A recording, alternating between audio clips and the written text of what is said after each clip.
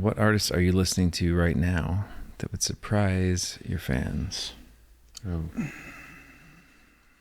Surprise? I don't know about surprise. Let's rephrase it. What artists are we listening to that maybe something new or something old you've gotten back into recently? What's that crazy band that you told us about?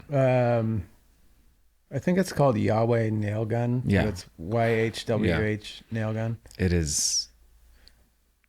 It sounds like, you know, like in like future movies, they try to make like, this is what music would sound like. I feel like it's like never, this is the most convincing thing. I was like, oh yeah, that I could see that. I showed it to my youngest and she was just like, I just have to concentrate on my heart not stopping while I listen to this. I was like, yeah, that sounds right. It's wild. It's really cool. It's wild. Yeah. When I first started listening to it, I was like, what the hell is this? Yeah. And then before I knew it, I had just looped the album like 3 or 4 times. It's and then weirdly I was like, catchy. Whoa, this is amazing. Yeah. So that was fun. Other new things.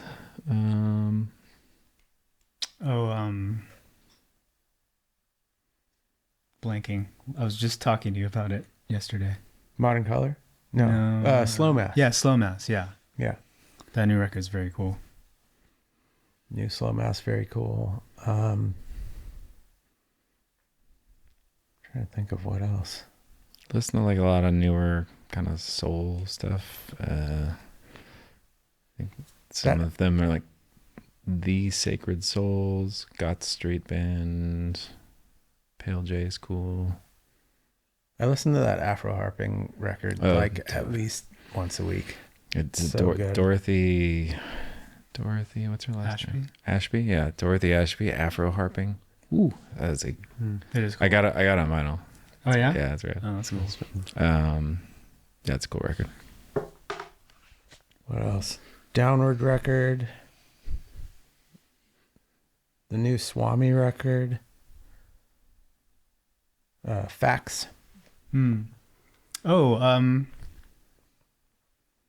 So bad with names.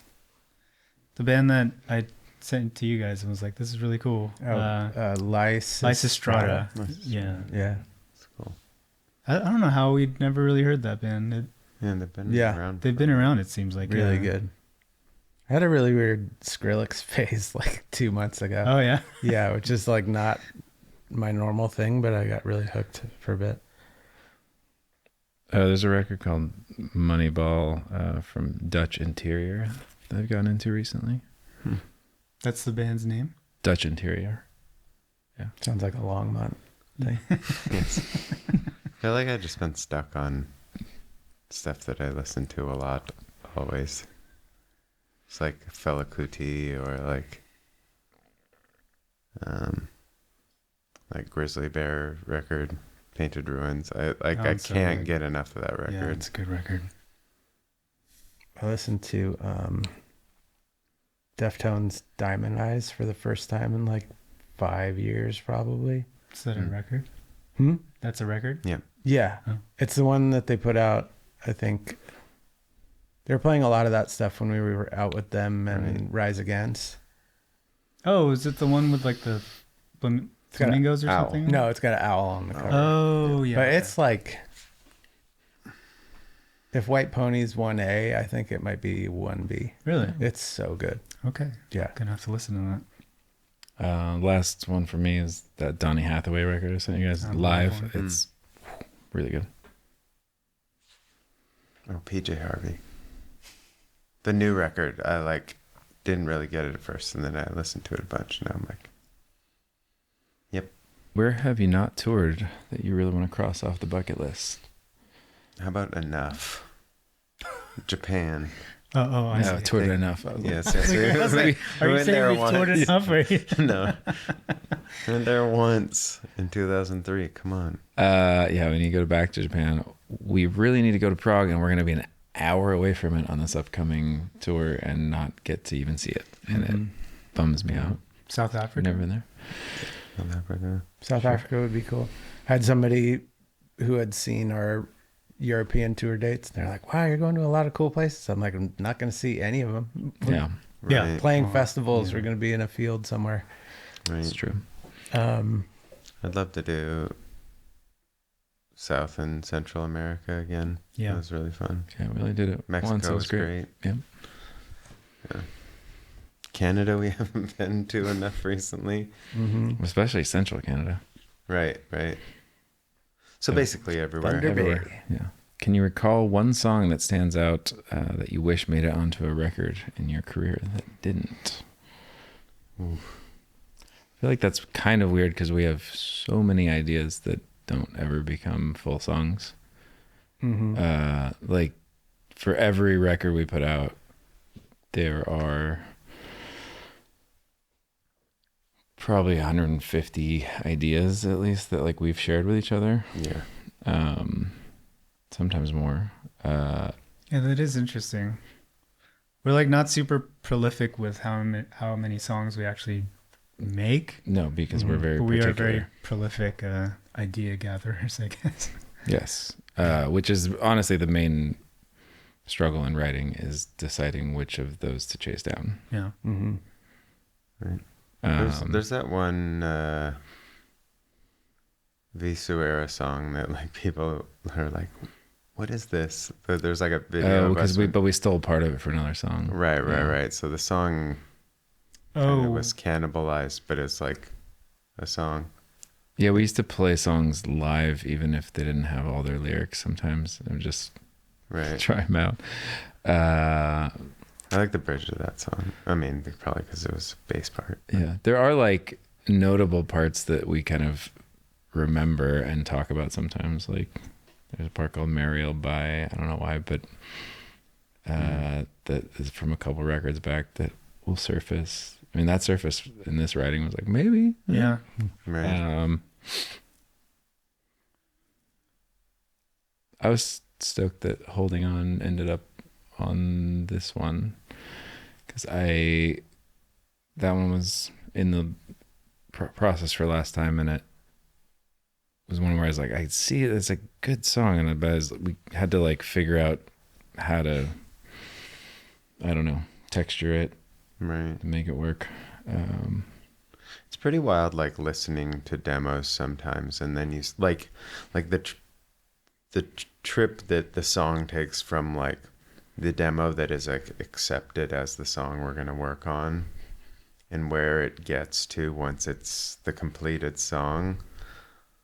Like sometimes I'm like, I wasn't really, not saying with Holding On, but like I didn't get what was going on in this demo, and then once it becomes the song and it goes through all of our like things, it ends up, I feel like there was a bunch on Beggars when I first heard the demos. I was like, I don't know about this, but now those are some of like my favorite songs on that record, know.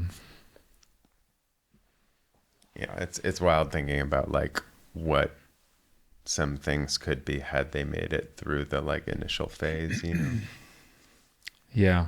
It's always hard making demos to know like how much development is like helpful. How much do you want to not fill it in? Because sometimes you don't fill it enough and nobody can hear it all, like kind of what's in your head. Right. Oh, 100%. And then sometimes you fill it in too much and then it's like less room for everyone to like vibe their own stuff. And it doesn't, Right. We wouldn't know this, but it could have gone somewhere more interesting had you left a little bit out. It's interesting because like a lot of my demos early on, I didn't think about it in this way until like the last like couple records. I was like, oh, I was just like making a vibe. I didn't really care about like what was going on like riff wise. And then like sometimes like the riff would end up being like for example, Stare at the Sun was one of those things where I was like, oh, this is gonna be a heavy song, Nope. But then like, yeah, it ends up being something totally different. And I'm like, oh shoot, okay. If you really want that to be a heavy song, you have to like build around it a lot more. Yeah, I think that's the time when like if there's a really specific like thing that you've got to get it towards, like you've got to put enough in there so where everyone Right. feels the pull towards that. Like some of my old demos are like 3 minutes of like crackly noise. Stuff. I'm like, I bet you like half the listening of it's like, okay, like you listen to like 30 seconds, you're like, okay. I remember you used to make notes when you'd share it, but like, listen, like a minute and a half in, you'll you hear it going. All right. How do you stay present and in the moment on stage? Oof. It's There's not. well, let's talk about the modes of being on stage. At least for me, there is present in the moment, but then there is also like lost in your head, which is you are thinking about things that have nothing to do with what's going on. You can get lost in the weird crap happening around at the moment. Like so it's like a fake in the moment, but you're just like, my foot is feeling weird. My pedal board is like, yeah. Or what's that like? Do I hear buzzing? Or like every time I do this, there's like a buzz. Yeah. So there's kind of multiple ways you can get lost, but yeah, we're not hearing what you're hearing, which is a really interesting thing to think about. So like I'm saying you, meaning whoever's listening to this. So like sometimes it probably sounds really cool out there, but you like might hit the first note of that big part in a song and it's just like it doesn't really so hit. the stage might not have like subs under it, so we don't feel it, but it's going out to the crowd. Like, so that might be one where we're like, it's really hard to get into it just because you're like, you feel like you're acting. Like you have to like, okay, I'm gonna pretend like this sounds massive, like. It's almost like you're trying to manifest like the like excitement that you want to feel. And sometimes it helps, like it gets you there, For sure. Yeah, but I think for me, it's been like one of the things about reconnecting the moment. I feel like 2 parts of it. 3 parts. One is like, because you can screw up and get thrown off, and that I've gotten better at actually letting that throw me further into the moment, because it doesn't matter. Like, I just screwed up a note. Like, if I can laugh and reset from wherever I was, like, oh my gosh, I'm playing on the music with my friends in front of all these people who are like here to participate, and that little flub is nothing to worry about. Like it's just so it can be a snap of like, that's fun, this is fun, and then also just trying to connect in my body and less in my head, like focusing on how I actually feeling, and then also just seeing everybody and reminding myself like why we're doing this in the first place. Yeah, I feel like there's so many ways that I feel like with experience it becomes easier, but where you try to find ways to turn bad into the good. Wait, did you go through all 3? Real quick, but no, no, but I was just, like I used to get, like, especially when we were, like, if we were playing a heavier song and I'd like mess up something or hit a wrong note for like a split second, I would like get frustrated and use that frustration in the like, it's almost like the opposite. No, yeah, you're saying, and be like mad for good or something. Yeah, mad for good. And I feel like sometimes if you know someone else is having a rough show, like everyone else is trying to help them back in. Right. Yeah, I think sometimes thinking is like not sometimes, I think, at least for me, like thinking is the worst thing I can do on stage. And so if I find myself starting to think about like, oh, what's coming next, or how do I play this part, I'll freak out because I actually like cognitively don't really know, but it's like muscle memory. So sometimes I'll actually like purposefully pull myself out of where I am, and I'll just like, if I need to stop myself from thinking about what's happening, I'll just be like, I wonder what my dogs are doing right now. Okay. Or like just, you know, if you purposely Yeah, you got to break that and then thing that's coming. Yeah. So there's that as well. I guess like, at least for me, like the best shows are the ones where you don't actually feel that present in the moment. Like I was going to say that as well. Maybe you're present in the moment before you go on stage, but like once you put your instrument on, or I sit behind the kit, if you're playing like an hour set or an hour and a half, you want that to go by in what seems like seconds, where you're just so in the zone that it's almost like a hyper presence or something. Like it's like a level, like you're not like observing too much stuff or thinking about where you are and what you're doing and how you're doing it. You're just doing it. No, 100%. And then you get off stage and you're like, holy crap, that was awesome. Yeah. Yeah. I feel like that gets into that idea of like what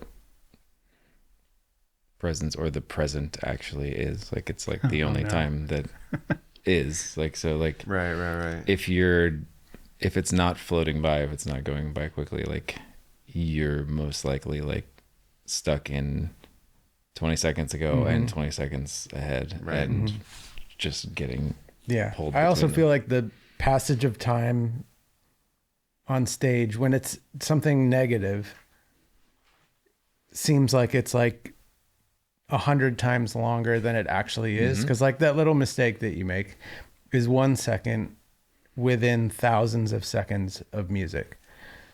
But to you, it might seem like, oh my gosh, like, oh, that's this huge thing, so that it expands and becomes this big chunk of time. Or like when gear is breaking, or your pedal board's not working, or something's going wrong with my drums, and it takes 10 or 15 seconds to fix it. While you're trying to fix it, you're just like, oh my God, this is taking so long. This is so long. Everybody's just waiting for me to like fix this thing. And it's really not that long. Yeah. Right. Yeah. I don't know if it's someone who hasn't been in a situation that you can properly convey how brutally long a set can feel when you are in the wrong headspace, or just things are going really bad, and you look down and you're like, I have how many more songs? Like, like I've been playing so long, and you're 3 songs in. It's gnarly. Yep. Thankfully, it's not usually like that. Yeah. But it is bad.